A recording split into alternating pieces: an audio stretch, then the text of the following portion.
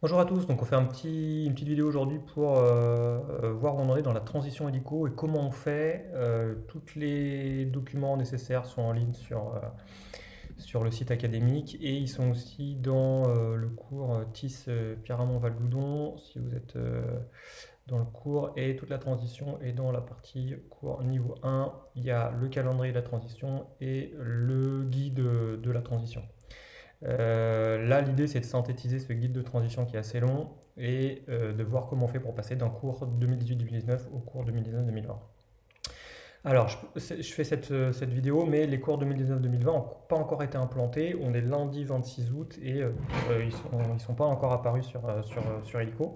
Ils sont en train d'être mis en place, ils vont être mis en place dans la semaine. Mais je vous explique où sont les cours de l'année dernière qui ont disparu et qui ont été archivés, comment les retrouver, et puis comment on va faire pour prendre des éléments dans les cours 2018-2019 pour les mettre vers les cours 2019-2020. Donc déjà, on voit que ce qui reste dans l'onglet cours ici, c'est que les cours qui ont été des cours qui ont été créés manuellement et non pas des cours qui ont été importés depuis la base de données académique. Tous les cours qui ont été importés dans la base de données académique ou qui sont créés par la base de données académique, en fait, ils sont archivés tous les étés. Et pour les retrouver, on va dans tous les cours. Donc, dans tous les cours, vous avez tous les cours qui sont actifs dans lesquels vous êtes soit enseignant, soit élève. Et si vous allez sur le petit onglet qui est ici, dans Archiver, vous avez tous les cours qui sont archivés et donc évidemment tous les cours de la base de données académique qui sont des cours officiels qui sont ici. Donc par exemple, la Histoire-Géographie 3A. Ce cours, en fait, il a été lié pour l'année 2018-2019 à une catégorie d'élèves et une catégorie de parents qu'on ne peut pas modifier. Donc ça, on pourrait le désarchiver. Ça serait assez facile. D'ailleurs, il suffirait de cliquer ici. Je vous montre quand même et de faire désarchiver. Et donc du coup, il se retrouverait actif.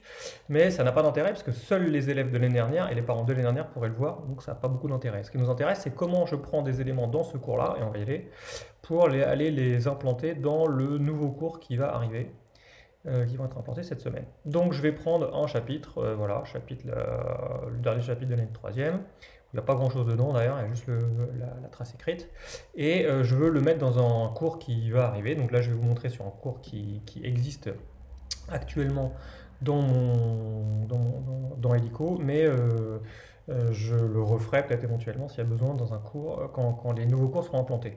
Donc je prends une partie de cours. Donc vous voyez que là, dans le plan de cours, j'ai plein d'éléments, plein de rubriques qui sont en fait des chapitres pour moi. Et je vais juste copier cette rubrique et je vais la copier dans un autre cours. Donc je sais pas, voilà, je vais la copier dans un cours qui n'est pas archivé, dans un cours de cinéma, tiens, hop.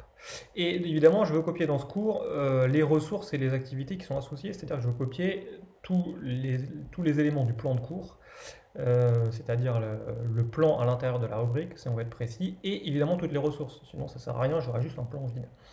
Je copie, et là il me dit que c'est en cours, je vais voir dans ce cours-là, et dans le plan, normalement, quand la copie sera finie, j'aurai, voilà, il est déjà là, chapitre 17, la démocratie en République française, avec tous mes éléments, y compris le plan de cours et les ressources et les activités.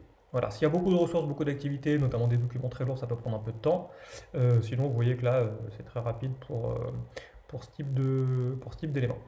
Voilà, donc je peux le prendre dans un cours et le mettre dans n'importe quel autre cours. Donc en fait, moi j'imagine ce que je vais faire, c'est que je vais aller prendre dans mes anciens cours de l'année dernière le chapitre 1 à chaque fois et je vais le copier dans le nouveau cours, chapitre 1, il s'appelle un chapitre 1. Les élèves ne verront pas les anciens chapitres et tous mes nouveaux élèves vont voir les nouveaux chapitres s'ajouter au fur et à mesure. Et là, je ferai mes modifications. Si je veux modifier des documents, si je veux modifier des parties de cours ou la structure, je la modifierai à ce moment-là.